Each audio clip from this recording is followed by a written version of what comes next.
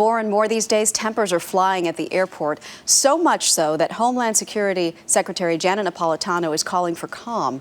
She's asking air travelers to have patience when it comes to those full body scanners and the new pat-down procedures. Several groups, including some pilots and a whole lot of passengers, say that the new security procedures violate a person's rights, and some are even calling for a boycott during the very busy Thanksgiving holiday.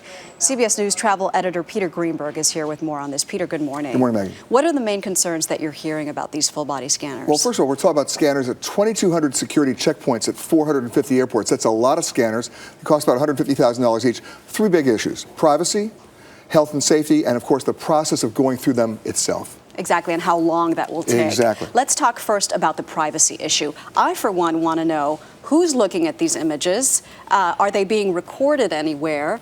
Do we know the answers to any of those questions? The TSA claims that they're not archiving these images. They can't print them. They can't store them. People are not really believing that. There's a lot of cynicism going on. And for those people like myself who've gone through that machine, you know, you have to take everything out of your pockets, not just metal, everything comes out of your pockets.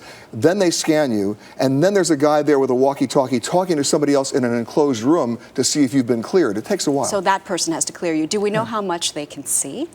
Well, remember, some of these groups are calling this like a virtual strip search or a grope.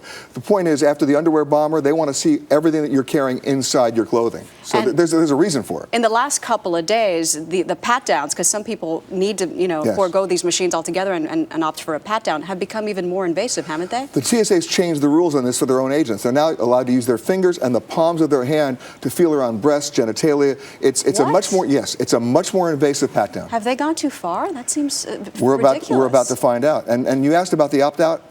Here's the interesting thing. Yes, you can opt out of the scanner machine, but they're not going to tell you can. You have to ask. And then once you ask, then they have to get another agent over there, and that delays the process. All right, let's talk about delays, because that's the main concern that people have over the holidays. How much extra time will it take if you have to go through these machines versus the old ones? Well, the old ones, the old magnetometers just walk through. Right. The new ones, you've got to take everything out of your pockets, then you've got to stand there with your arms outstretched like this. They scan you as the thing goes around, and then you have to wait for clearance. That's going to take between 3 and 4 minutes. Now start multiplying that by the number of passengers in line, and that's assuming nobody opts out. If you opt out, or assuming that they don't find anything suspicious and have to check, right? Exactly. So assuming that you opt out, now they have to get another agent over there. Now, and they don't have enough agents to do that. If everybody wants to do this boycott and wants to opt out, the lines are going to be really long. So what do you suggest? Are there any solutions? There are a couple. Number one, not every airport has the scanners right now. They're coming in slowly. Some airports, you'll notice at the security checkpoints, there's a scanner and a magnetometer.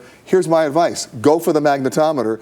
If you go for the scanner, you'll be waiting. Or go maybe to an airport that doesn't have them yet. Well, yeah, if you can do that, but most people don't have that choice. You've already booked the flight. So try to do one without the scanner, because right now they're still learning this process at the TSA. They don't have enough agents to do it. And if Janet Napolitano is asking for patience, there's a reason for that. Exactly. Peter Greenberg, thank you so much. You got it.